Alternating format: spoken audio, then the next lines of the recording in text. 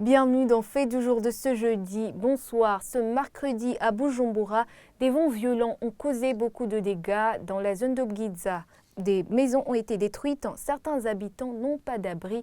Ils sollicitent de l'aide pour subvenir à leurs besoins, surtout un endroit où se loger. Un reportage de Sheila Irambona.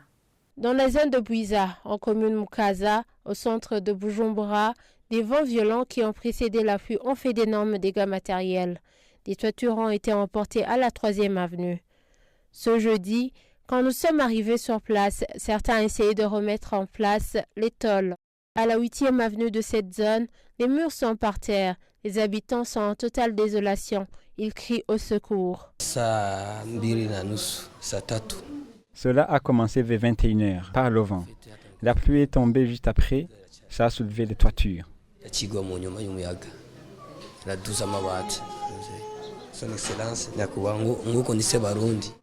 Que notre président, lui, père de la nation, nous vienne en aide pour qu'on puisse trouver un logement. Il était 21h passées. Nous étions à la maison, endormis lorsque nous avons entendu la pluie. Le vent soufflait énormément. En s'intensifiant, ce vent a emporté beaucoup de choses. Comme nous étions endormis, nous n'avons rien fait. Nous avons laissé les choses comme cela. Nous n'y pouvions rien. Je ne sais pas s'il y a des gens qui ont la volonté de nous aider. Nous ne nous y étions pas préparés, en plus de cette période de crise. Que celui qui a la volonté d'aider puisse faire quelque chose pour que ces personnes puissent quitter la rue. Sur le boulevard du 1er novembre, un grand panneau publicitaire est aussi tombé suite au vent. Quand nous y sommes passés, les techniciens avaient mis de côté les morceaux pour dégager la route. Selon le bilan provisoire de la police nationale, cette catastrophe n'a causé aucun dégât humain. À Bujumbura, plus de 50 maisons, des poteaux électriques ainsi que des véhicules ont été endommagés. À Gitega, 15 maisons ont été aussi détruites par ces vents violents. Pour le représentant permanent de l'Organisation mondiale de la météorologie, ces vents violents ne sont pas liés au phénomène El Niño qui cause une pluviométrie excédentaire. Ils sont dus au changement climatique. Aloïse Ruranhidje, représentant permanent de l'OEM au Burundi. Ces phénomènes, comme vous le dites, ont été observés ces dernières années, et notamment des inondations à Bujumbura, notamment à des vents violents qu'on observe aussi à l'intérieur du pays. Et ces phénomènes ont été observés, mais aussi avaient été prévus, parce qu'on avait déjà dit qu'il y aura un phénomène qu'on appelle El Niño, mais qui est terminé. Dernièrement, on a eu le phénomène La Nina et dernièrement aussi, on a organisé un atelier sur la prévision saisonnière où on avait dit que les pluies au niveau de la crête, au niveau des plateaux centraux, seront des pluies excédentaires qui étaient susceptibles de causer des dégâts.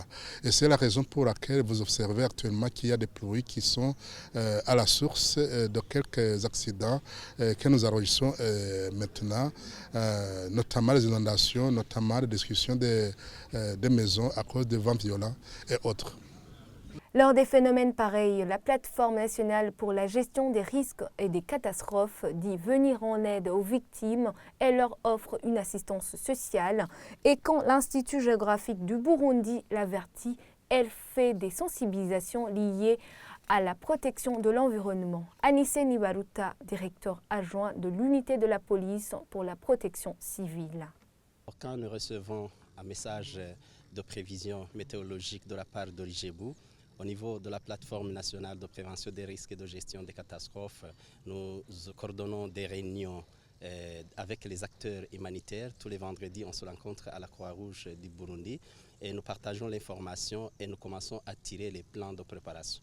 Après, nous nous préparons pour la réponse. Il y a des plans de réponse qu'on prépare. Le plan de préparation, on commence à mobiliser la communauté, la population, quand il s'agit, par exemple, des inondations qui feront suite au phénomène El Niño.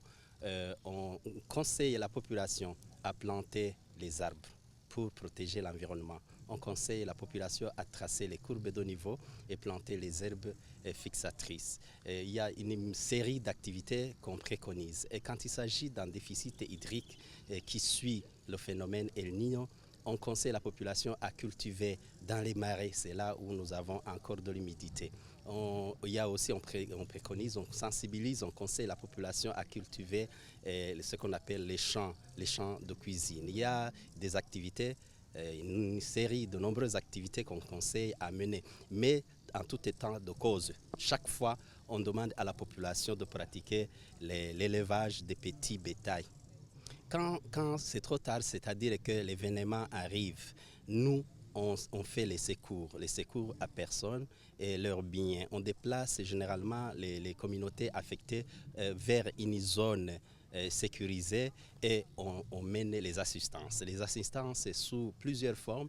Il y a des assistances humanitaires, il y a les non-vivres et vivres et non-vivres, il y a les shelters, les abris, il y a les kits de dignité pour les dames, il y a une multitude d'assistances qu'on apporte.